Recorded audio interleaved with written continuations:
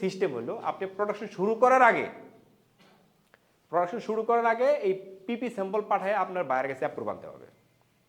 ধরেন আপনি আগামী আজকে কয় তারিখ, আজকে হলো 7 তারিখ, আপনি ধরেন এই মাসের 30 তারিখে প্রোডাকশনে যাবেন, বাল্ক প্রোডাকশনে। হ্যাঁ, আপনাকে হয়তো আগামী 10-12 তারিখের মধ্যে পিপি পাঠিয়ে দিতে হবে। কারণ পিপির কমার্সটা এত তাড়াতাড়ি আসে না। বলেন কেন? এতক্ষণ যে স্যাম্পলগুলি বললাম এগুলির কমেন্টস আপনি তাড়াতাড়ি পেয়ে যাবেন, এই পিপির কমেন্টসটা এত তাড়াতাড়ি পাবেন না। কারণ একটাই, সব কিছু ওরা পুঙ্খানুপুঙ্খ লেন্সটা দেখবে, কারণ এইটা ধরেই আপনি প্রোডাকশনে যাবেন। একবার যদি সে বলে দেয় যে okay you can proceed for bulk, সে দ্বিতীয়বার বলতে পারবে না ইউ ক্যান প্রসিড, বলতে পারবে? এখন তার উপরে সব নির্ভর করতেছে।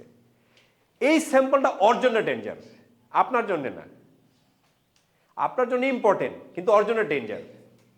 ঠিক আছে, ও যদি সব সুন্দর করে চেক টেক করে আপনাকে পারমিশন না দেয়, আপনি যা করবেন সব ভুল হবে, এই ভুলের দায়িত্ব তার নিতে হবে। এই জন্য সবসময় মনে রাখবেন পিপি স্যাম্পলের কমেন্ট আসতে দেরি হয়। আপনাকে কি করতে হবে, পিপি স্যাম্পল পাঠাইয়া একদম যুগের মতো লাগিয়ে রাখতে হবে, বরং কুরিয়ারকে বলতে হবে মিললে তুমি স্যাম্পল নাম্বারে প্রায়োরিটি বেসে ডেলিভারি করো। ঠিক আছে, মাঝখানে আমি আরেকটু ভুল করেছি, ফিটিং স্যাম্পলের কথা বলা